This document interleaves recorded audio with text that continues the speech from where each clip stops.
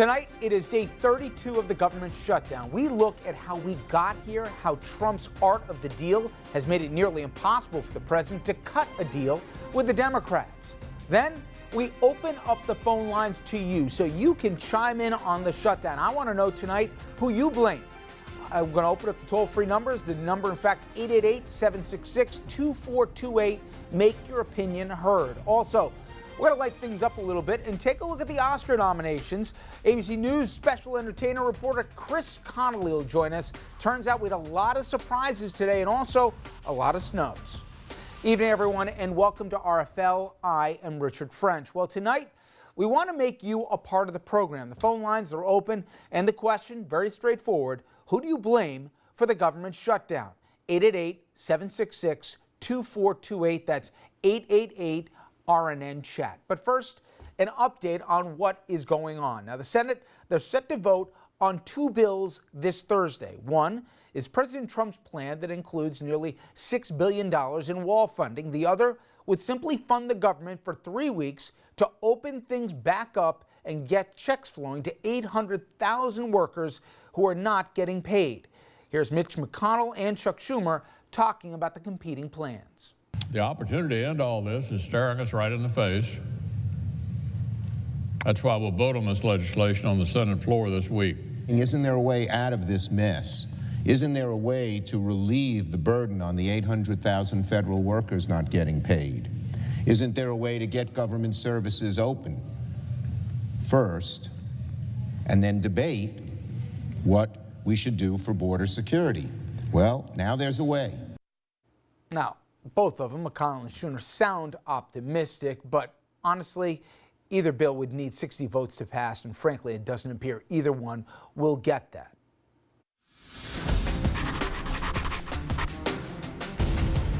So on that optimistic note, tonight we decided we're going to do something a little bit different. I decided we're going to forego the lawmakers tonight, and instead, we're going to turn the program over to you. I want to hear how you feel about this shutdown, who you hold accountable for it, and what an eventual deal ought to look like. But first, though, I thought if I'm going to be asking you, I owed it to you as well to be upfront with my own feelings on the very same questions I posed to you. So let's start at the beginning, if you will.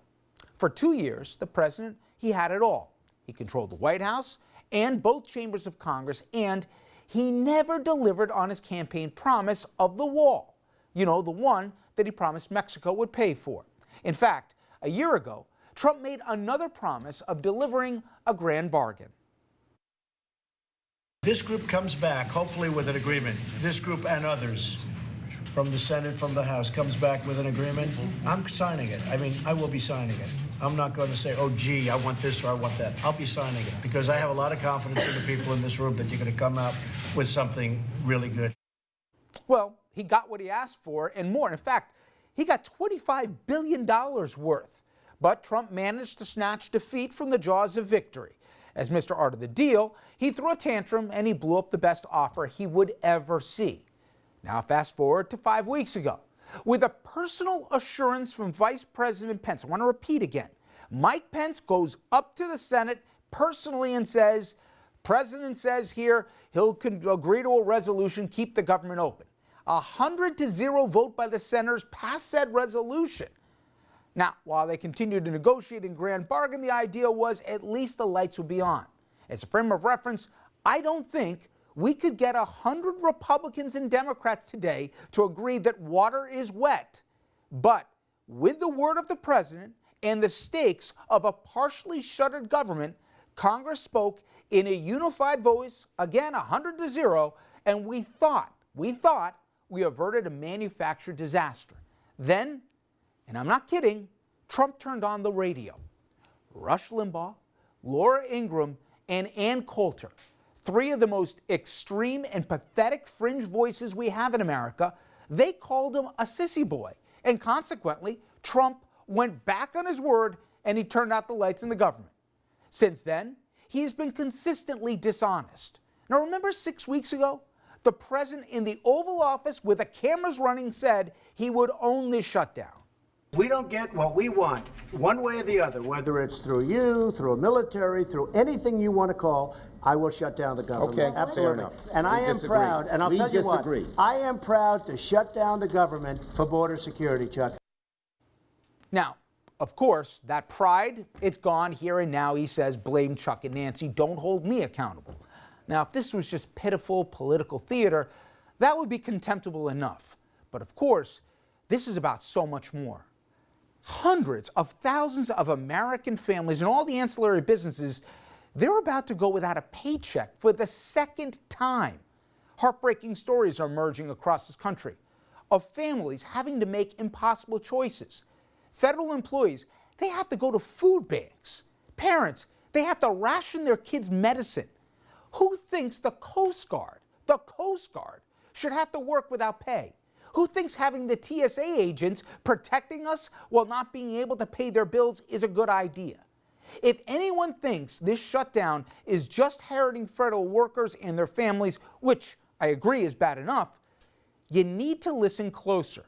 Here is the spokesman for the FBI's agents.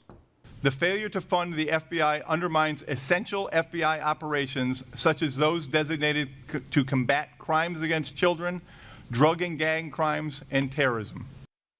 He went on to say, by the way, the shutdown is impacting the FBI's ability to fight MS-13, while simultaneously those same FBI agents, they're about to lose their health benefits. Just an aside. A shutdown, which was positioned as a way to protect America, is now jeopardizing national security. It's crazy. It also is imperiling Americans that are living on a financial knife's edge. The homeless, of course, they're beginning to lose what few resources they had. But it's also people who need rent subsidies from HUD that have gone away. And how about kids who count on a school lunch as the only reliable meal of the day? Again, yet another victim of this shutdown. Finally, the economy. We are about to tally losses because of the shutdown that will exceed the actual price tag the president was asking for the wall. So this all brings me to why affixing blame for this show is so maddeningly simple. Our president, he lied to us about how the wall would be built and who would foot the bill. He lied about what the wall could do and the people he said were trying to come in. He lied about a deal to keep the government open, and he lied about who decided to close it.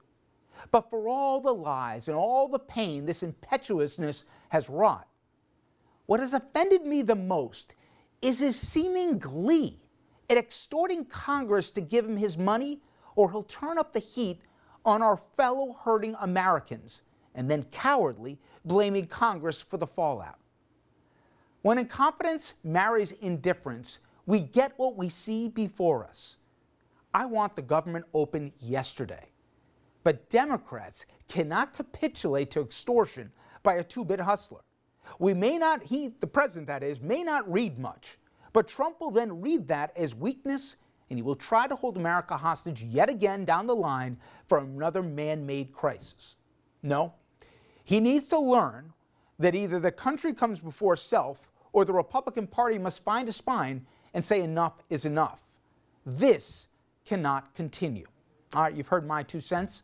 Now I want to hear from you. Agree or disagree with me? The toll-free lines are open right now, and you see them right there on your screen. Who do you blame for this shutdown? 888-766-2428. Also spelled out 888-RNN-CHAT. The phone line's open right now. When we come back, Andrew will join us, and we will be joined by you. Stay with us.